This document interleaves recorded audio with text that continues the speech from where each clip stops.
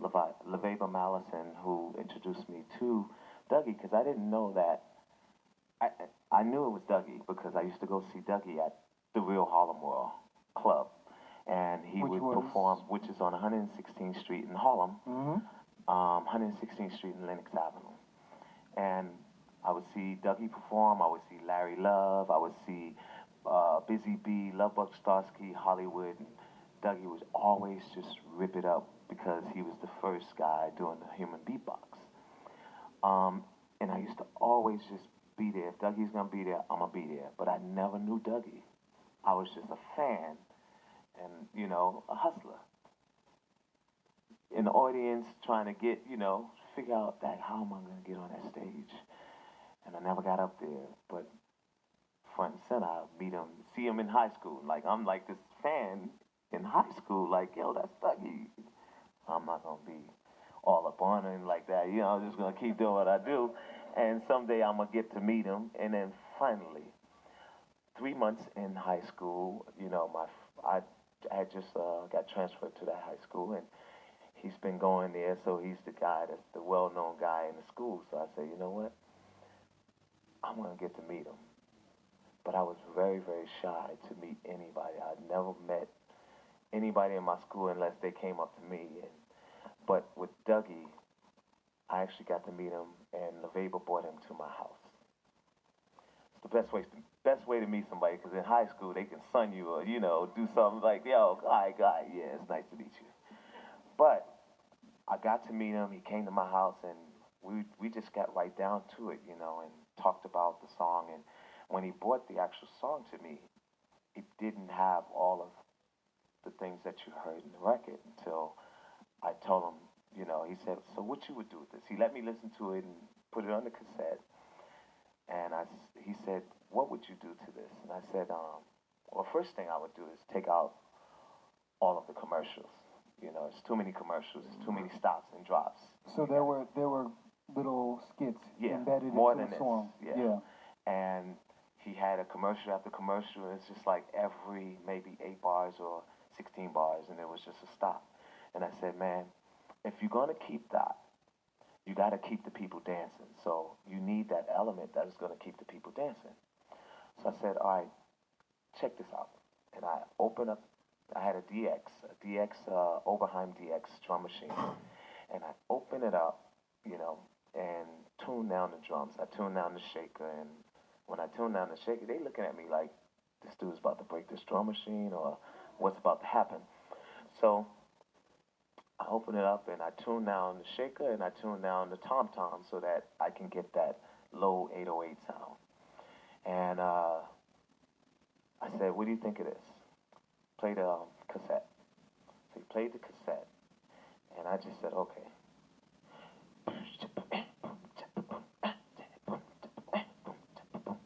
He said, all right, I like that. Okay, what you gonna do next? I said, all right, we're gonna do this. Oh my God. That made the song. That made the Mm. whole song. He forgot about the drum sounds and all of that stuff. He was just like, that's it. That's what's going to keep people going on the dance floor, so we can have a couple of these commercials and the drops and all of that stuff. And then that shaker's going to keep going while we dropping it. And that's how I was added to the song. So was Inspector Gadget, was that part of it already, or was Oh, that too. I added that, Okay. but that wasn't. No. The shaker was still it. The shaker was mainly it. The Inspector Gadget was something that we was just, intrigued about because it's Inspector Gadget. We after 3 o'clock, being in school, we wanted to see Inspector Gadget, didn't we? So that's how that came about, and I knew it because that was a song that I learned. Teaching myself how to play. So I said, I'm gonna learn this. And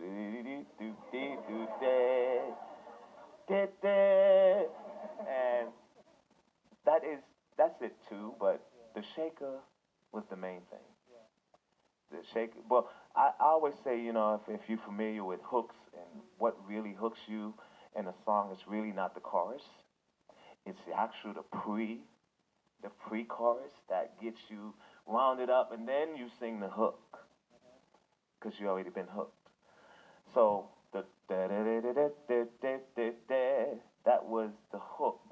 you into, all right, now let's go wild. You know, you just gonna do everything. Once that thing go bam, bam, bam, you just you broke your neck to get on the dance floor. And that's what Dougie Fresh did to everyone. He's still doing it today. We do a lot of performances, and that song still stands the test of time. It does, yeah, absolutely stands the test of time. I mean, and it's such an unconventional song, just in terms of what was coming out in hip hop to that point. Just with the personality and the playfulness of it and everything as well. I mean, it's funny because you mentioned just the hook, the pre-hook, and I feel like a consistent theme with your music is this Pre-hook. these rhythmic hooks. I guess whether it's the shakers, or it's Pre-hook. later the string hit. I'll tell you, the one thing that I put in my songs a lot is something that's going to give people either the beat instead of the lyrics, because a lot of people dance to the lyrics. Well, I always like to put, if you hear the song New Jack Swing, anybody familiar with that?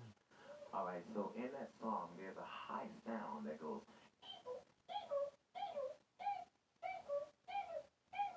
So it's like, that's what keeps people going.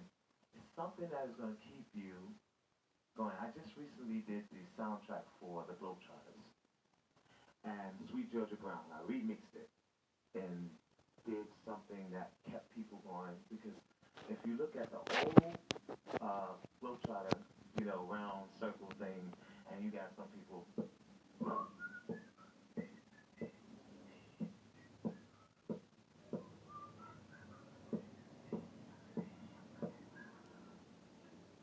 So what I put in it was and clap while I'm swinging and doing other stuff that people won't get unless they have the clap. So when I did that, I did so many versions, and when I came back with the one that gives them the indication of this is what everybody's going to do when they hear the record, is clap the same way it's on the record, and everybody will be in sync. So that's my formula. I gotta have something in there. And there's another thing I'll tell y'all that I put in my songs to make people emotional about it, whether they're happy, sad, or they're just in a different mode. But the music is gonna make you come into it. And everybody here have had like a massage, and when you go to the massage parlor, what do they play? They play music to make you calm. Well, if you go online, there are tones online that will help you stop smoking, or be hypnotized, or get up and be happy. And that tone is in a lot of my songs. I'm sorry, but it's real. You can look online, look for tones to make you smile or make you sad. And those tones you put in the song, and it gets to the person. It makes them feel emotional. Even if it's an up tempo, I can actually make you feel really. And I used to feel emotional about songs like old songs, "Let's Make a Baby," and songs like Smokey Robinson songs will make me emotional. I get sad all of a sudden, even though it's a happy song. And I don't know what it was, but I said, to myself, I said, I want to be able to do that for people. And I can remember a woman telling me that your song, "The Lord Is Real," made my family member change their minds about living. They wanted to live. It's like they wanted to die, and they said when they heard that song, it changed their life and changed their minds. Now they're in church and they're doing great and well, and it's like they would come and say, "What do you do in your songs that make people do that?" And first of all, it's the subject. It's really the subject. It's really about what we're going through every day. and I like to talk about it. I like to write about it, whether it's lyrics. It doesn't have to be lyrics because my music is going to tell you the story. And most of my writers who write to my songs automatically get the actual hook. If I don't get it, they actually get the actual hook because it talks to them, and that's what I want my music. Want my music to do is speak to people, whether it had vocals or not. What is that process like? I mean, we'll go through some of the classics here, but you come in when you're collaborating with a songwriter or an artist. Do you start with the rhythm? I mean, does the process start before you get in the room together, or does it only start when you're in the room together and you're starting to just work out a piece of music? Most times I would start a song with my mouth, and I'm a big SoundCloud user, but you would never know because everything is private. Because I put all my ideas and I'll hum it in my head and put the phone like this to my face, and it gets actually a vibration of what I'm doing because you'll hear the bottom and the vibration of what I'm doing. And that's how I come up with my songs. And I'll take that because the software that I use, which is called Studio One, I can actually take all my SoundCloud because it's integrated with SoundCloud and put it in the sequencer, and then I'll take the actual thing and do a beat detection on it so that I can have it in time. And once it's in time, that's when I start creating. And that's how my weird ideas happen, you know, because I'll put it on the dictaphone. Even before SoundCloud, even before computers and technology, I would have a little dictaphone and a few that Michael has given me. He's like, man, I know you do your ideas to dictaphone, so I want to give you a real one. I'm like, okay. He gave me a DAT player from Japan, and it was this small, as small as the DAT, and I would record anything. He would send us out to go record the lions and the tigers and his zoo, and I would come back with just a bunch of stuff and make beats. And that's how I create my songs. It doesn't matter what comes first. It still starts from here. Everybody, it starts from here with everyone. So that's how I pretty much make my sound. Now working with Michael, you can't go to the drum machine. You can't go to any of those things until we get past the piano. So when I first went to Michael and I started. Hey, hold on. We're gonna get there. Okay, you got it. I'm a. I don't want to get there just yet.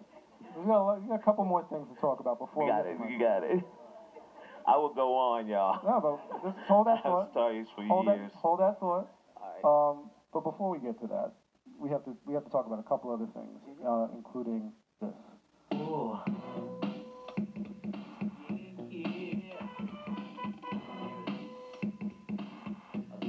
Now, while that's playing, let it play. So while it's playing, these sounds were done on a Korg DDD1 and my little DX100. That bass sound is called a lately bass, and that's been used multi times with everyone. But I used that bass a whole lot, and the hits came from the drum machine because we didn't have a sampler, so I would sample and play all the hits with the pads.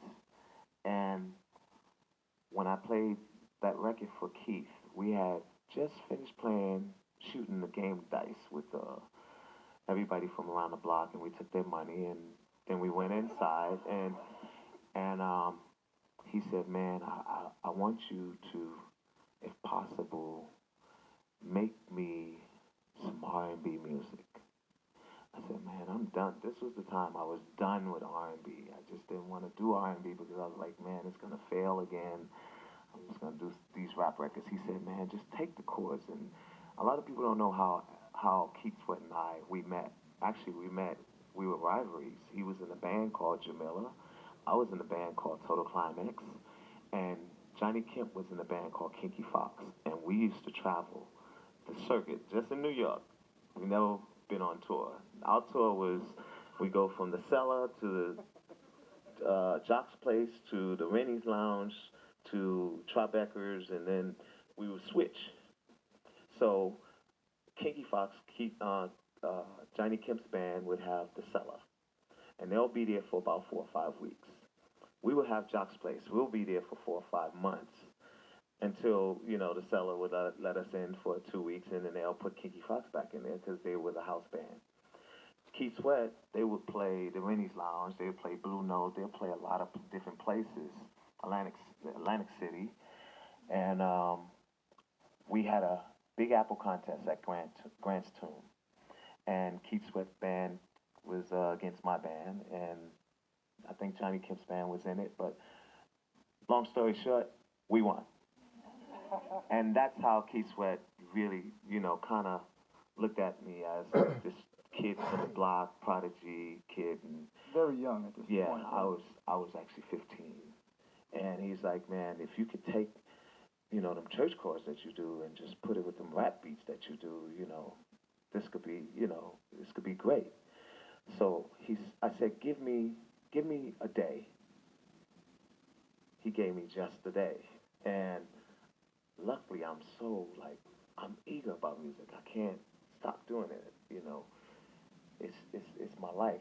It's in my bloodstream. So I went in that house and I said, I wasn't really like, I don't know how to take a challenge. So it's like, I'm gonna do it anyway. It doesn't matter.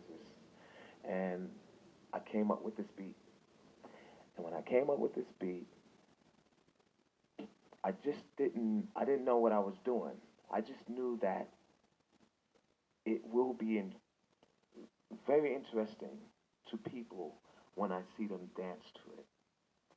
And it would be very, to me, exciting seeing them like really be, like getting down, like just doing what you want. And that's what New Jack Swing did to people. You didn't have a certain dance you wanted to do. You just did what came to your mind because of the rhythm of the music. You was just you was just doing anything, the freak or whatever it was, and that's what it did. When we made it, I had to get somebody in. My sister, I can remember my sister coming out of the room, and she was like, "Oh, that's yeah." And she like, do the foot, keep the foot up there. I'm like, "What are you doing?" She's like, "That's how they gonna dance on a record. You wanted me to show you that." And my brother was just too young to know. Like he was just, wanted to go outside and blow up M80s and all of that stuff, and blew his finger in half. And I'm still making these beats, and he come inside, no response at all. So that was the time he was just, I don't know what my brother's doing. Yeah. He's like, whatever my brother's doing is, I'm going out, blow some firecrackers and whatever. And my sister, my uncle Butchie, everybody have an uncle that is just always in your business. And my uncle was the guy that always came in and just try and sing or just get in the middle of your song. And you're like, "Uncle Butch, come on, man. I gotta do this, man. I gotta finish. Keith Sweat will be here tomorrow." He's like, "Who's Keith? Who's Keith?" I know that music sounds good. You keep playing, play it. I want to sing something to it. So those are the things that I got. But that was the beauty of making music, because you always had somebody to let you know with some sort of sign.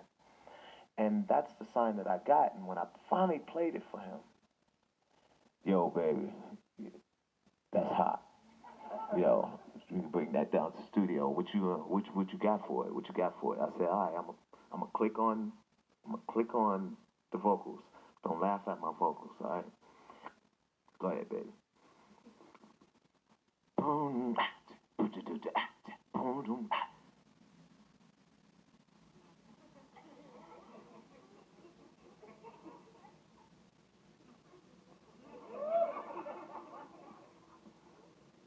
I said, "What you think?"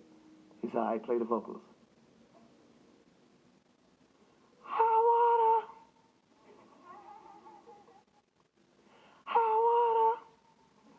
And he said, what's it saying? Because it sounds like I'm saying hi wanna.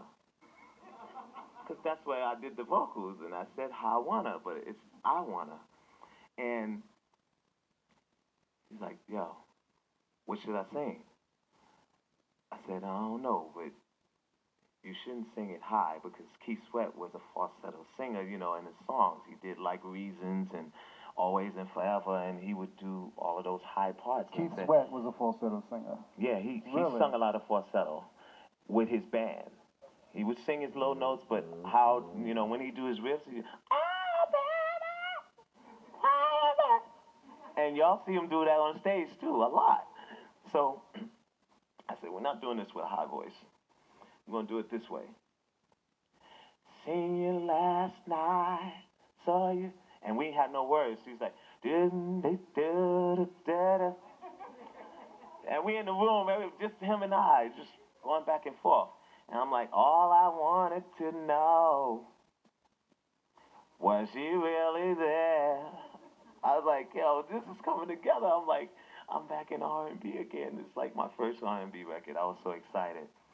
But getting to, with this record being finished and going to the radio station, that was the part that had me like, oh God, it failed again because we had it on Jam It and Slam It. Anybody familiar with Jam It and Slam It? Radio station where the people call in and they'll jam it or they slam it. My shit got slammed. It got slammed, but Frankie Crocker. Anybody familiar with Frankie Crocker? Frankie Crocker saved this record. I'm gonna tell y'all right now, cause when he did the jam it and slam it, he said, y'all may slam this record, but I'm gonna jam this record, cause y'all don't understand. This is the new sound, and that took my sound, everything. And Frankie Crocker is responsible for this record out the box being a smash hit, and that's the story of I Wanna.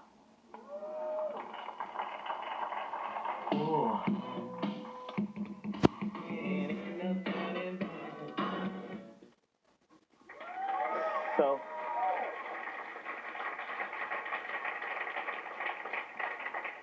that was the making of I Wanna, and I didn't want him to keep any of those vocals because back then we didn't have the auto tune or pitch corrector and all of that stuff.